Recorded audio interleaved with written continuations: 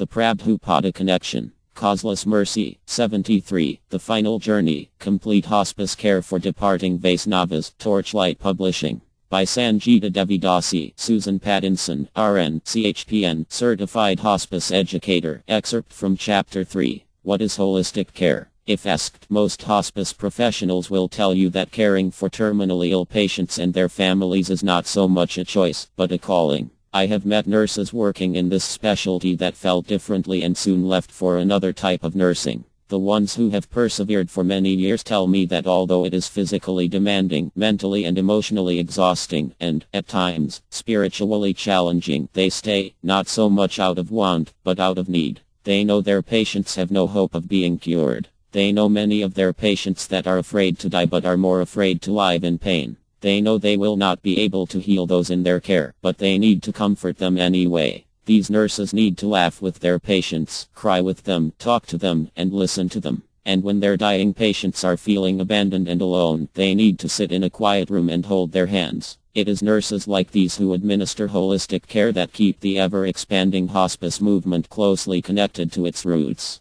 In fact, many families become so fond of the hospice nurse that after the death of their family member, they experience a secondary loss due to no longer receiving visits from the nurse who lovingly cared for them as well. Hospice care encompasses holistic care. It is a personal approach to the total care of one who is facing impending death. Hospice professionals view the patient, family, and caregivers as one unit to be looked after and comforted. They care for the physical pain of the patient, the emotional and mental anguish of the patient and family, and the spiritual conflicts that often arise within the patient and family members. As caregivers, we also have the opportunity to perform the same service. Relieving the patient's physical pain is foremost. Only when pain is relieved and symptoms are controlled can other level of consciousness be soothed. One who is experiencing excruciating bone pain from cancer, for example, cannot concentrate on why she is afraid of dying. Once she feels some relief from the physical pain, her other work can begin.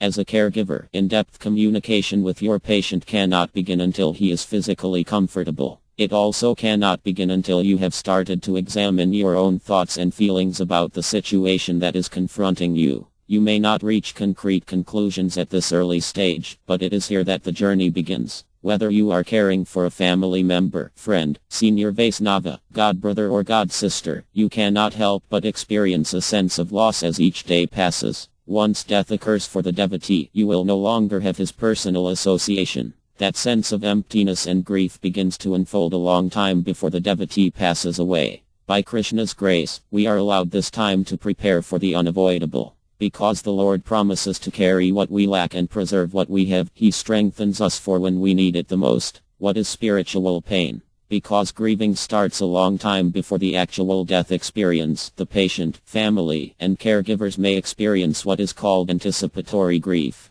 This occurs when family members and close friends realize that death for their loved one is unavoidable. This occurs for the patient when he realizes that his life will end much sooner than expected. Anticipatory grief is sometimes referred to as pre-death bereavement. As a caregiver, you need to give your patient, as well as yourself, permission to grieve. Spiritual pain can be intensely private and can manifest itself in many ways. Perhaps the dying devotee did not accomplish what he wanted to in life. Perhaps his children are not yet grown and he worries what will become of them or if they will even remember him. Perhaps there was a particular service he wanted to perform for his spiritual master and now that is impossible. A devotee may regret having wasted so much time when not engaged in devotional service. When someone is very ill, with months, or even weeks to live, remembering one moment that was wasted can cause mental anguish, guilt, and regret. Unexpected emotions can often manifest in one who is facing imminent death.